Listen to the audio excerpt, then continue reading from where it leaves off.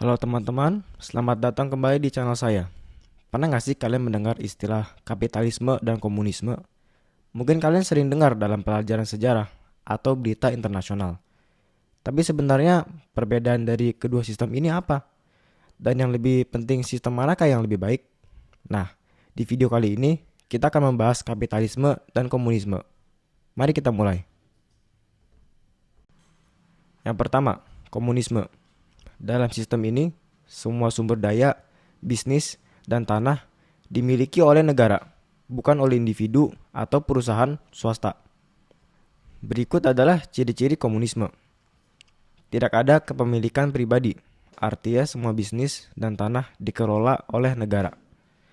Ekonomi terencana, yang menyebabkan harga dan produksi barang ditentukan oleh pemerintah. Kesetaraan sosial, artinya semua orang mendapat bagian yang sama, tidak ada kaya dan miskin.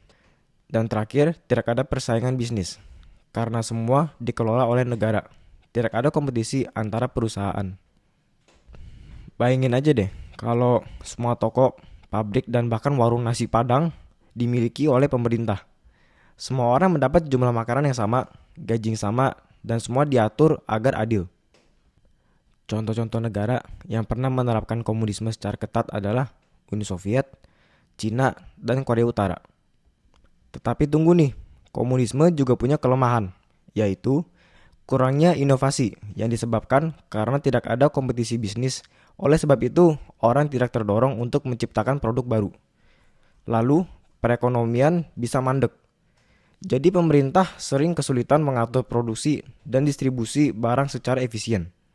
Kemudian, pemerintahan cenderung otoriter. Karena pemerintah mengontrol segalanya, kebebasan individu sering terbatas. Sekarang, kebalikannya komunisme, yaitu kapitalisme.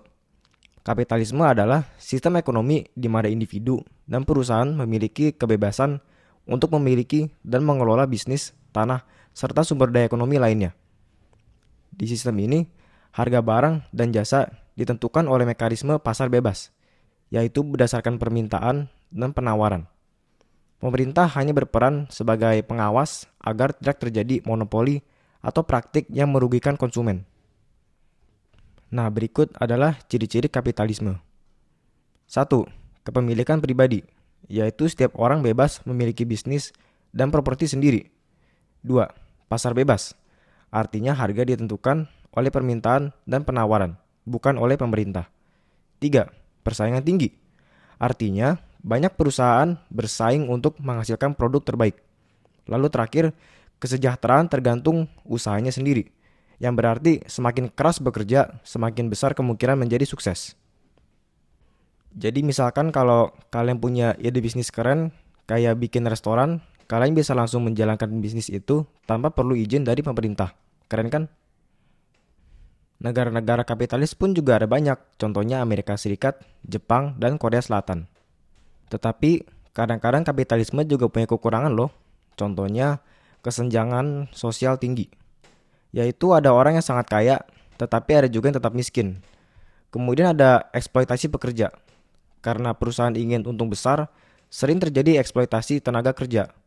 Kemudian ada krisis ekonomi yang mungkin terjadi. Misalnya saat perusahaan besar bangkrut, maka banyak orang bisa kehilangan pekerjaan. Tetapi, sebenarnya sekarang ini tidak ada negara yang 100% kapitalis atau 100% komunis. Banyak negara memilih sistem ekonomi campuran, yaitu gabungan antara kapitalisme dan komunisme. Contohnya seperti Cina sekarang. Secara politik mereka masih komunis, tetapi ekonominya sudah lebih kapitalis. Kemudian ada Swedia, kapitalis tapi ada banyak program sosial dari pemerintah untuk kesejahteraan rakyat. Kemudian ada Indonesia sendiri yang menggunakan ekonomi Pancasila yang menggabungkan unsur pasar bebas dengan peran pemerintahan dalam mengatur ekonomi. Jadi kapitalisme dan komunisme punya kelebihan dan kekurangan masing-masing.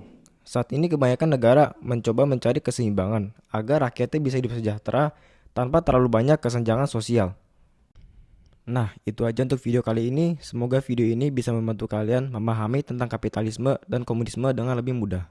Jangan lupa like, share, dan subscribe. Dan sampai jumpa di video berikutnya.